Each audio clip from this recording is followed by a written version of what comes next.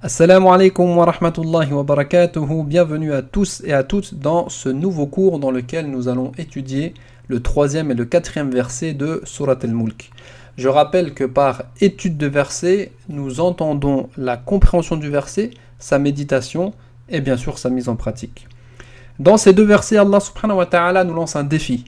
Donc nous allons comprendre ce défi en comprenant ces versets et nous allons savoir si on est capable de relever ce défi ou non.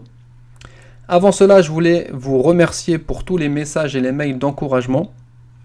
Et je voulais m'excuser car je n'ai pas eu le temps de répondre à tout le monde, mais Inch'Allah, petit à petit, vous allez recevoir vos réponses. On commence tout de suite. Bismillahirrahmanirrahim. Alhamdulillahi Rabbil Alamin. Wassalatu wassalamu ala nabiyyina Muhammad wa ala alihi wa sahbihi ajma'in.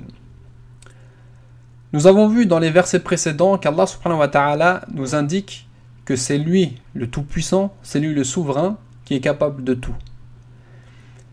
Pour nous démontrer sa toute-puissance, il nous a détaillé sa création et il a commencé par nous détailler la création qui est la mort et la vie, la création de l'homme.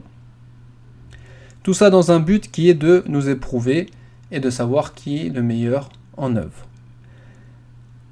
Après nous avoir expliqué ceci, il nous détaille la création de l'horizon, la création des cieux, car ceci est une autre preuve de sa toute-puissance.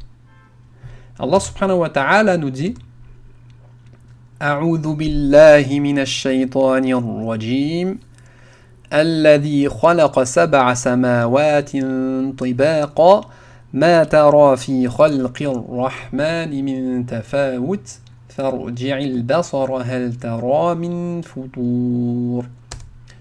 subhanahu wa ta'ala nous dit celui qui a créé 7 cieux superposés sans que tu vois de disproportion en la création du tout miséricordieux. Ramène sur elle le regard. Y vois-tu une brèche quelconque? ثم ارجع البصر كرتين ينقلب إليك البصر خاسئا وهو حسير. Puis retourne ton regard à 2 fois, le regard te reviendra humilié et frustré. Dans ce verset, Allah subhanahu wa ta'ala nous explique qu'il a créé 7 cieux. Et il nous explique que ces 7 cieux sont tellement parfaits que l'on ne peut pas trouver une disproportion, on ne peut pas trouver quelconque imperfection, car on a vu dans le verset précédent, dans le deuxième verset, qu'Allah subhanahu wa ta'ala il nous pousse à la perfection dans les œuvres. Donc comment il peut lui nous pousser à la perfection si ses actes ne sont pas parfaits? Donc Allah subhanahu wa ta'ala nous donne un exemple de la perfection dans sa création en nous expliquant la création des 7 cieux. Lorsque l'on regarde les 7 cieux, on n'en voit qu'un. Pourquoi? Parce que ces cieux sont superposés d'une perfection inimaginable. Je prends souvent l'exemple pour expliquer ce verset-là d'une personne qui vient faire des travaux, qui vient faire de la peinture à la maison, qui vient peindre les murs et qui met plusieurs couches. On peut toujours trouver un défaut, alors que Allah subhanahu wa ta'ala il a superposé 7 cieux et on ne peut trouver aucun défaut. Donc on explique les différents mots et c'est là le défi. Donc Allah subhanahu wa ta'ala il nous met au défi de trouver une imperfection ou une brèche dans les cieux.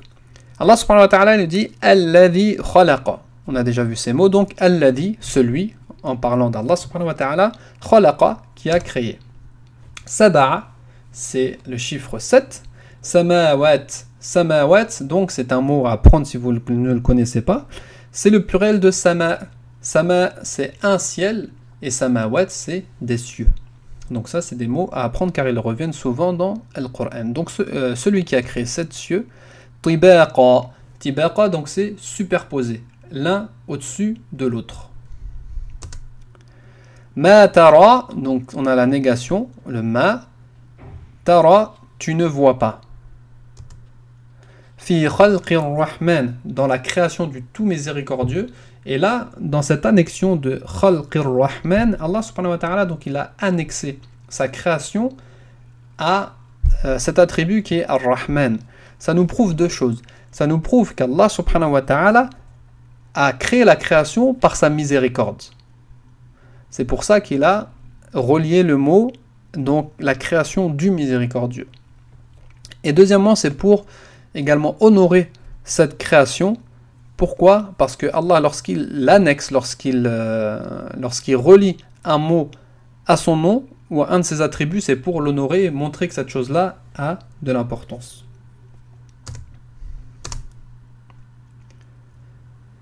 Min tafawut, donc tu ne verras pas de tafawut, et tafawut c'est de disproportion, excusez-moi, disparité ou d'imperfection.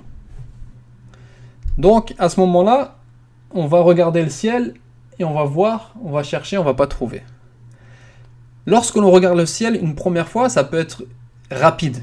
Donc Allah subhanahu wa ta'ala il nous dit non, retourne ton regard, ramène ton regard une deuxième fois et regarde encore le ciel, regarde bien.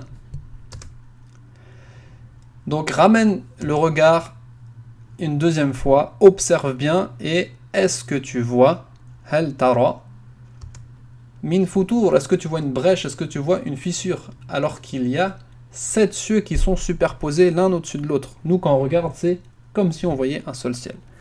Et bien sûr lorsque une personne vient faire des travaux chez vous et qu'il y a certains défauts, il vous dit de regarder une fois rapidement. Il ne vous dit pas de retourner une fois pour inspecter. Et Allah subhanahu wa ta'ala, il nous donne, au contraire, c'est un défi qu'il nous donne. Prends ton temps et regarde la création des cieux. Est-ce que tu vois un défaut? Dans le verset suivant, Allah subhanahu wa ta'ala nous redit encore Farji'il basar. Donc, et retourne encore ton regard. Pas qu'une troisième fois, mais une troisième fois et une quatrième fois. Karratain. Karra, c'est comme marra. Karra, c'est comme marra, donc c'est une fois. Allah subhanahu wa ta'ala nous dit rajoute 2 observations. Donc, regarde 4 fois les cieux et observe. Les savants nous disent qu'il ne faut pas spécialement s'arrêter à 4 fois. Mais Allah subhanahu wa ta'ala nous donne un exemple pour nous dire, donc regarde-le autant que tu veux, de toute manière tu ne trouveras jamais de défaut. Au contraire, il y a un qalib ilayka al-basar. Au contraire, donc, ton regard sera, tu ramèneras le regard vers toi, tu regarderas le sol,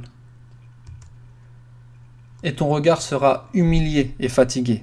Humilié, pourquoi? Parce que tu n'as pas trouvé de défaut, tu n'as pas pu relever le défi qu'Allah subhanahu wa ta'ala t'a donné, et fatigué, pourquoi? Parce que tu as tellement cherché que ton regard, il s'est fatigué. Wa huwa hasir, et tu seras frustré et déçu. Donc dans ce verset-là, Allah subhanahu wa ta'ala, il a différents buts. Il veut que l'homme se rende compte de la toute-puissance d'Allah subhanahu wa ta'ala qui a créé les hommes, qui a créé la vie et la mort. Mais si une personne peut dire, créer un homme, entre guillemets, un homme c'est petit, c'est pas très dur. Allah subhanahu wa ta'ala passe donc d'une petite créature aux cieux. Et les cieux, donc, ils font toute la terre, et les cieux c'est une des créatures les plus grandes d'Allah subhanahu wa ta'ala. Donc Allah subhanahu wa ta'ala il nous demande de réfléchir sur sa création, sa grande création qui sont les cieux, d'observer les cieux et de se rendre compte et d'avouer la toute puissance d'Allah subhanahu wa ta'ala. Il nous donne également un exemple de la qualité dans les œuvres, comme il nous conseille de faire des œuvres avec perfection dans le verset précédent. Là il nous montre donc la perfection qu'il y a dans sa création des cieux. Et également il nous enseigne l'humilité, car nous sommes tout petits devant les cieux, en sachant qu'Allah subhanahu wa ta'ala, son trône dépasse des cieux et de la terre. Donc la grandeur d'Allah subhanahu wa ta'ala est inimaginable, alors que nous on est tout petit, tout minuscule. Nous allons méditer. Donc nous allons méditer sur quoi? Il y a plusieurs sens à la méditation en fait. Il y a la méditation qui est le fait de méditer sur la création. Donc lorsque je médite sur la création, je regarde et je vois la beauté des cieux, la beauté de la terre, de la mer, etc. Donc je médite sur ces signes. Il y a la méditation dans le sens de réflexion, de réfléchir sur les versets. D'accord? En quoi je suis concerné par ce verset et comment je peux approfondir ma réflexion sur ce verset. Donc, nous allons méditer sur la perfection du ciel et de la création en général. Et nous allons pousser cette méditation en disant que ceci ne peut pas être la création du hasard ou la création, voilà, et qu'il n'y ait pas de créateur. Toute la création renvoie à un créateur. Alors que lorsqu'on voit une créature comme le ciel, subhanallah, et Allah subhanahu wa ta'ala nous dit beaucoup de fois dans le Coran de regarder le ciel et de prendre des leçons du ciel. Allah subhanahu wa ta'ala nous dit dans surat Qaf, excusez-moi par exemple, il nous dit, n'ont-ils pas observé le ciel au-dessus d'eux, comment nous l'avons bâti et embelli, et comment il est sans fissure. Donc on ne trouvera pas de fissure dans le ciel. Et pour l'embellissement du ciel, on va attendre le prochain cours, Inch'Allah, où on va parler des étoiles et des différentes fonctions des étoiles. Ensuite, nous allons méditer également, réfléchir sur les différents noms et attributs d'Allah. Donc, on peut sortir de ce verset le Créateur, le Tout-Puissant et le Miséricordieux. Allah subhanahu wa ta'ala, il a créé ce ciel par miséricorde. Il a créé ce ciel pour nous protéger. Il a créé ce ciel pour embellir sa création. Subhanallah. Donc à vous de prendre un livre sur les noms et attributs d'Allah et de lire et de vous renseigner sur ces différents noms. Ensuite, la mise en pratique. Observez le ciel et méditez sur la création d'Allah. Donc le travail pour vous dans les jours à venir, c'est de sortir, tout seul ou en famille, et de regarder le ciel.